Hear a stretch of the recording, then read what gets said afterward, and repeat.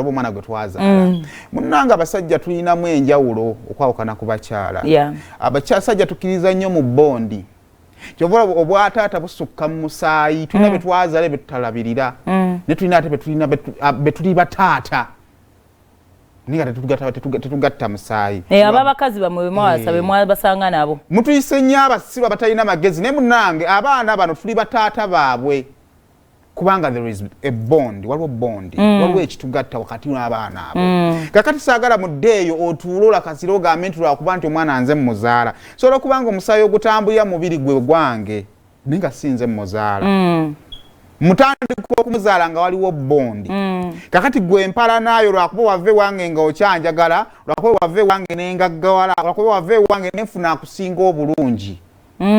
kakati ekinugu ekimango kikyakuli wano okitaddemu n'omwana no gogamba nsinga obulungi alina gye yava n'abaana najja nawo tofaayo tubale tuli ku kya bulungi nti nkuteeka wano naye ne mmuteeka wano ekyamazima tosala buli omu alina waalabira omubi n'omulungi kakati tubale tuteesa kiri ekintu kimu abakyala nga okyetaaga naddala ng'okyetaaga underline ng'okyetaaga obuyambi bw'omusajja ku mwana wo tubadde tusaba mu weeks nebbiri ezisigaddeyo fuba okulaba ng'omwana ono asisinkana ku kitaawe I understand all fears ez'enjawulo sijja kukwata mwana wange waabwe era mutwale ew'omukazi abakazi balina emitima emibi it is understandable naye mu ngeri yonna fuba okulaba ng'omwana oyo ayogerako ne taata we ng'amusisinkanako waliwo enkola y'abaana okubatwala mu bajjajja baabwe oba jjajja n'akuba essimu oba katonda akyamuwadde obulamu oba okitegeera taata n'agenda n'amulabirako ewa jjajja oba n'obawaayo olunaku nga wiikendi oba n'amutwalako awutu waliwo ebintu bingi nnyo bye musobola okulowoozaako nga ye omunsabye oba nze neerowooleza kiri beta ne weerowooleza kubanga ekisooka abasajja ffe nosajja tuli mu kukola bwe mmala okukola ssente zange ate bwe ntaa nti kimpa obuzibu olumu okufukamira ne ssente zange ate nsaba omwana nga n'abaana mbalina ewaka ebiseera ebisinga omwana we akola amakulu nga gwe nnakomako okuzaala okuba ekyo mukyerabira naye embanga wagenda n'abaana bo nazaala abalala bonna kakati ntandika okubalaba ennina okusinga besikola ki abataliiwo besirina so kakati ku kaseera kano oyinza okubanga kale gwe owulira tekigasa kumukubira naye wakuba nti weetaaga obuyambi bw'omusajja oyo weetaaga sina buyambi ake si buyambi naye weetaaga obugabirizi bw'omusajja oyo eri omwana we atist omwana mwesimu ayogere ne taata we ekituufu kiri nti nno waliwo ogamba naye lwaki mba neeguya omuntu amanyi obuvunaanyizibwa bwe lwaki mba neegayirira lwaki mba ne tatukubidde takoze eki naye omwana akimanyi gyali mwana wuwe okitegeera naye nga era Seyimo bwagambye nti okay that comes with okirowoozaako kyo kituufu towandyegayiridde muntu amanyi buvunaanyizibwa amanyi nti omwana we gyali naye saagala omanyi tweripa ku balala tubiwulira olina gamba kati abantu abamu mateeka ge omusajja kwasasulira abantu abamu balina at least families ennungi nga Seyimo mami we yennyini ajja kukubira gambe omwana wamuweereza school fees oli olumu newafuna n'omukyala omulungi asobola okugamba oli omwana ye mukulu sooka omuweerezeyo school fees kyokka ekyo nno kiryawo waliwo ebintu ebimu mwana we agenda afuna ebintu ebiri basic bitya nti nze omwana wange asomera mu ssomero ya mitwalo 5 kati abangamba mwana wamuweereza school fees ng'ate mitwalo 5 ngakola eki nabadde okwashinga bejjawo nga omwana ali awo ne maama we kakati waliwo emboozi ezimu ezireetera omuzadde okwongera okuweerera omwana we n'okwongera okumuwa and I believe omukyalo kyebadde alowooza mami ndi mweraliikirivu after lunch bayinza otuwa biology ku maama we n'amubuuza mama alaka because si mungi lwaki omutya lunch mba nkooye biology mba mwagala ku makya Matthew we naye ntera nnyo okwagala kumukola ku makya